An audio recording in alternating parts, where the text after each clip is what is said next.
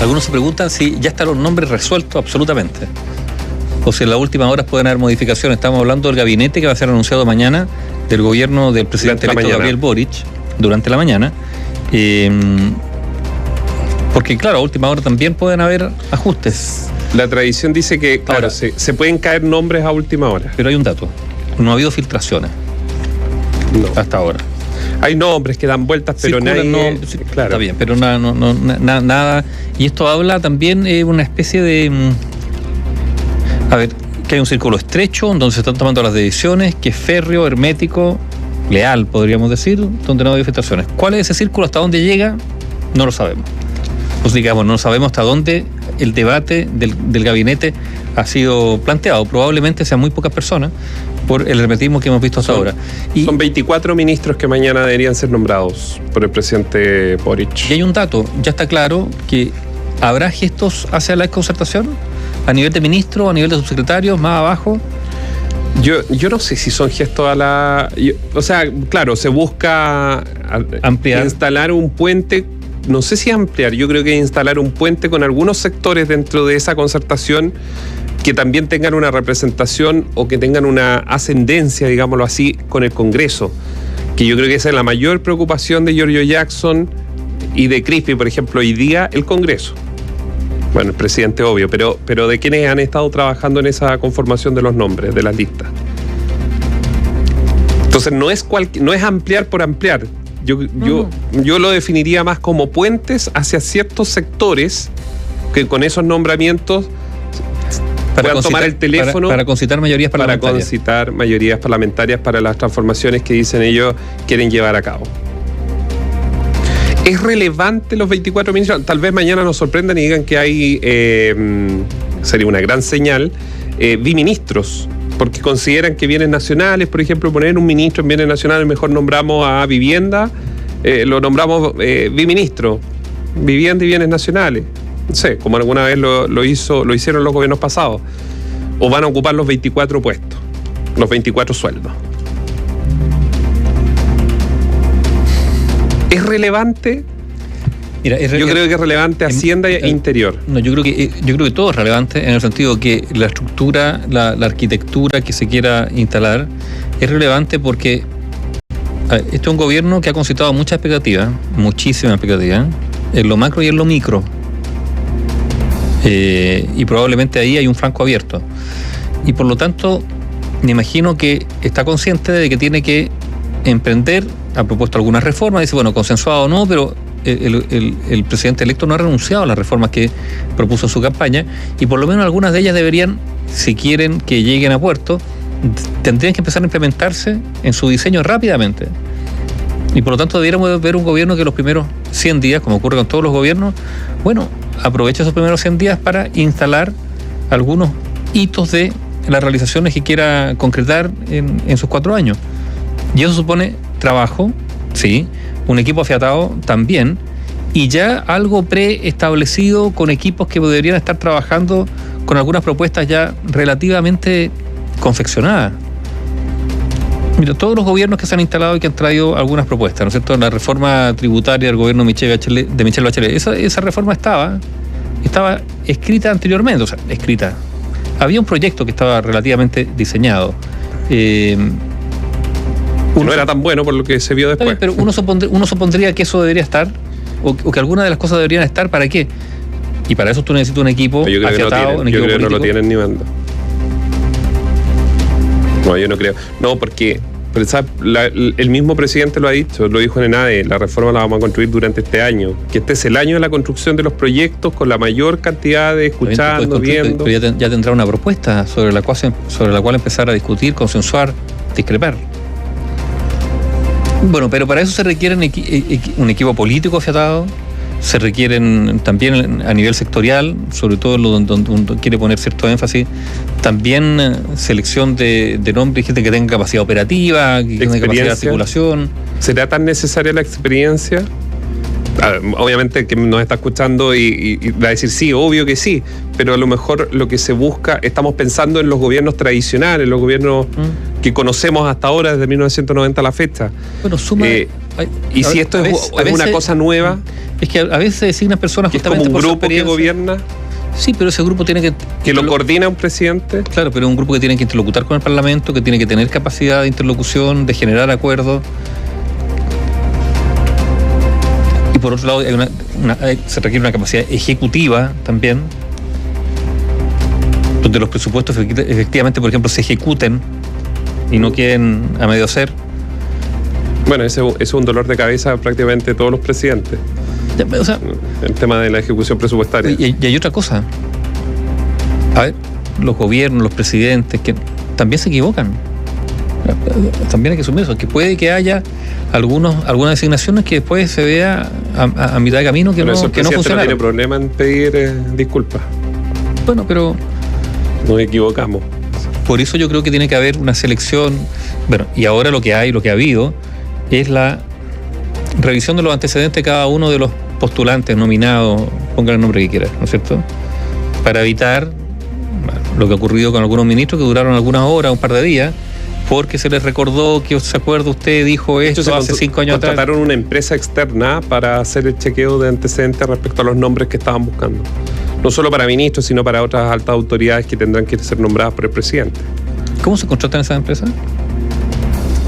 Yo entiendo que ahí los partidos políticos, Revolución Democrática, el otro... No. Ellos tienen asignación de recursos para gastar a partir de que es de traspaso el 1 de febrero. Pero interesante, va a ser interesante mañana. Yo no sé si es del todo relevante el gabinete, porque hay un relato que tienen que empezar a construir, y eso no lo hace un ministro, lo hace el presidente, su equipo, y probablemente los ministros del comité político. Esos sí son relevantes.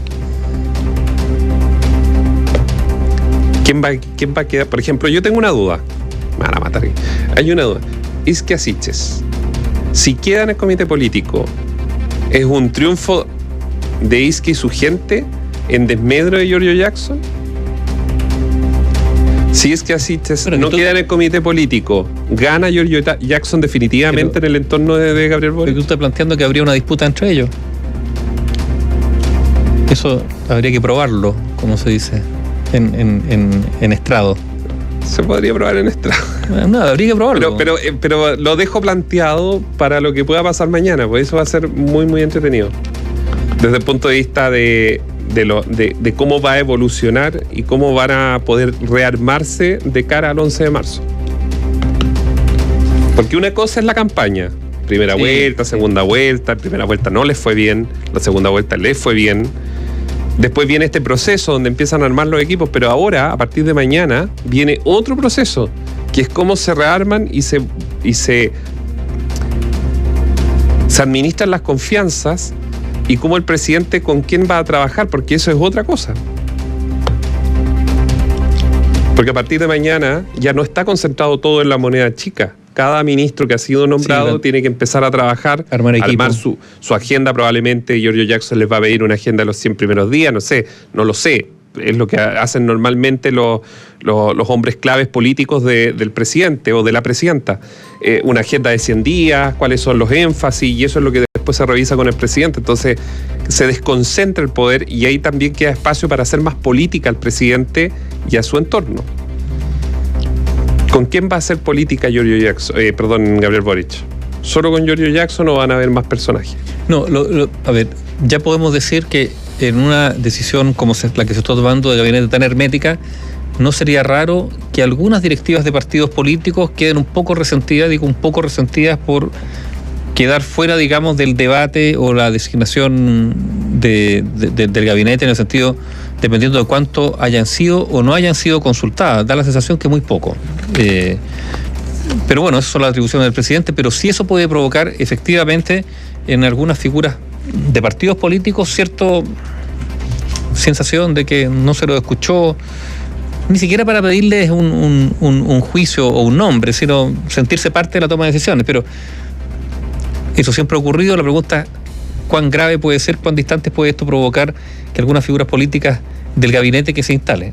Ha ocurrido con otras designaciones, ¿no es cierto?, donde el partido después, y uno se da cuenta porque 6 meses después dicen, yo dije, no nos consultaron respecto a este ministro.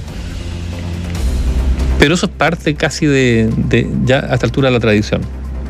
Va a ser importante también si el gabinete busca establecer cierta lógica de amarre, de relación con los partidos de la coalición, yo insisto, con otros partidos de la centroizquierda que tuvieron su propio candidato en primera vuelta, que apoyaron a Gabriel Boric en la segunda, y hay que ver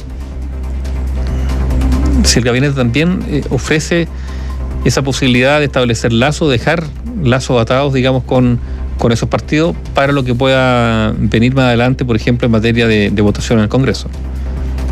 ¿Qué podría sorprender, más allá de los nombres de la ascendencia de los partidos políticos, es que lleguen ministros de organizaciones sociales o que tienen una alta representatividad o representación en su zona?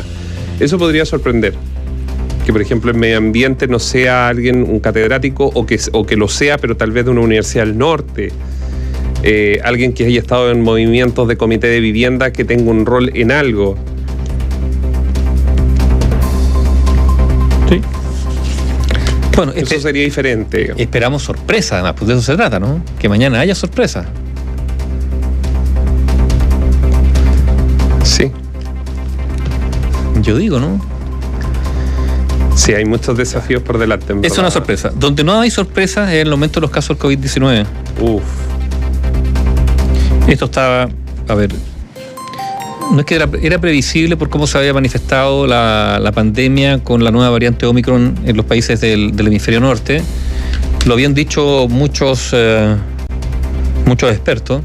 Y de hecho algunos países ya están ante la idea de que con la variante Omicron buena parte de la población terminará contagiada, afortunadamente con una vacuna, y por lo tanto con un porcentaje bajo de personas que terminan con síntomas graves y hospitalizados, ¿no es cierto? Pero generando, lo ha señalado, por ejemplo, Boris Johnson respecto a Inglaterra, la inmunidad de rebaño. Es una apuesta. En algún momento, al comienzo de la pandemia, en Reino Unido se dijo esto. Se echó para atrás porque las cifras aventuraban una cantidad de fallecidos gigantesca. No había vacuna todavía, no había nada. Era la primera cepa, además. Pero ahora, con un alto porcentaje de gente vacunada, todo indica, y así lo señalan, por ejemplo, hay muchos países donde hay aumento de casos, pero los fallecidos y las hospitalizaciones se mantienen igual. Vamos a ver si eso ocurre. Si eso es así, claro, podría esta nueva ola, que es mucho más grande en términos de contagio, podría poder sortearse de una manera relativamente tranquila, salvo si el número de contagios es tan grande que de todas maneras las personas, ese porcentaje mucho menor, que requeriría una hospitalización mucho menor que con las cepas anteriores, y en virtud sobre todo de la vacunación, pero si igual son tantos los contagiados, ese porcentaje igual suma una cantidad suficiente de personas como para que saturen los sistemas hospitalarios.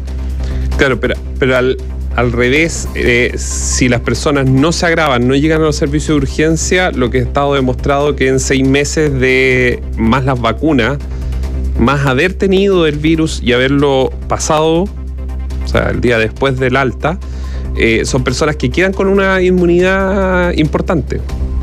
O sea, ese número de personas, por ejemplo, hoy día tuvimos 12.500. Esas 12.500 personas en 7 días más van a poder tener una vida con todas las restricciones que hay de mascarilla, lavarse las manos y todo, sí, pero menos posibilidades de infectarse.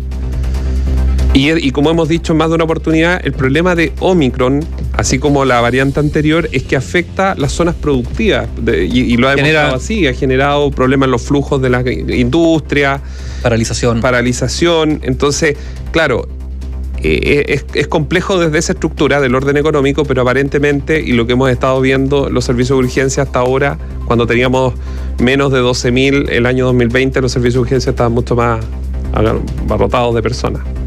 Las UCI se estaban implementando camas, entonces sí ha servido la vacunación. No, absolutamente. Eso ya es un hecho y los datos están ahí.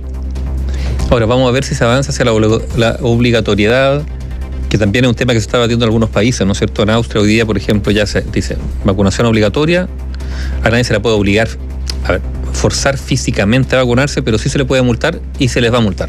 De eso vamos a estar hablando en un ratito más.